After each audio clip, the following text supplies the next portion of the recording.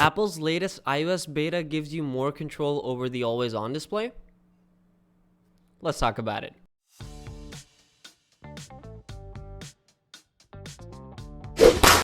Welcome to Clean Tech, home of daily technology news and reviews, and today we're going to be talking about the latest update from Apple. Today's video is brought to you by Clean Router. More on them at the end of the video. Alright, so Apple's latest iOS beta gives you more control over the iPhone's always-on display. You can turn off the wallpaper and notifications if you find them distracting. Let's jump right in. iPhone 14 Pro and Pro Max owners could be getting more control over their iPhone's always-on display. Their latest developer beta, for the upcoming iOS 16.2 includes toggles that let you hide the wallpaper and notifications while using the feature, according to reports from Mac Rumor and 9to5Mac. So you can consider these tweaks, you can consider these additions to somewhat of a package that they're already offering in terms of their software, and more so specifically about the always-on display controls. But yeah, I guess Apple's on the right track. Turning off both with always on activated will make it so you just see a clock and your lock screen widgets when your phone is locked, according to an image tweeted by 9to5Mac editor Chance Miller.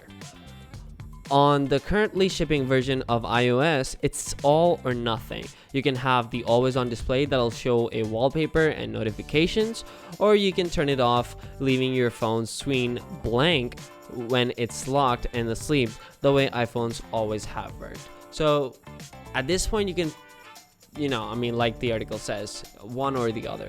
So you can have the traditional way the iPhones have handled their lock screens or their display while the lock screen is active. You can have it the traditional way where it's blank pretty much, or you can have the wallpaper and the whole shebang that they came out with iOS 16.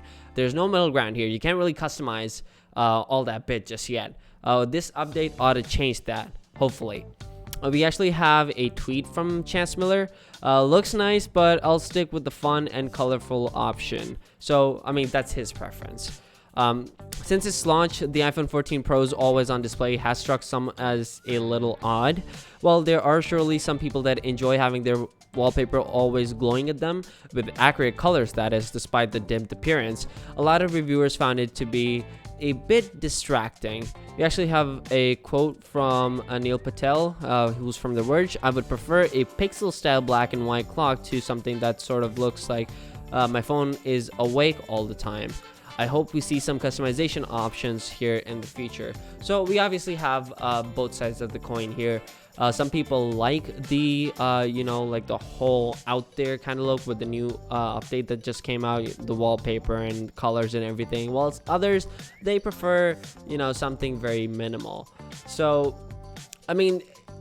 that's basically I guess where the middle ground would come into play, where you can have the best of both worlds according to what each and every single one of your preferences are like. And obviously no two shades are the same.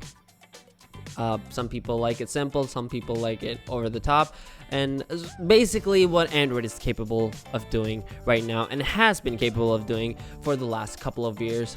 Always on display, you can't even pitch it as a feature or something to sell on Android. It's just so common and has been out there and available on pretty much all kind of budget ranges across all manufacturers, and so it's just overdone at this point. Anything that you want to do with an always on display, you can do that on an Android. And I guess Apple is obviously a little late to the party, but Apple being Apple, they got to do things the Apple way. And I'm curious to see what kind of new spin or twist they end up introducing, if at all, to that.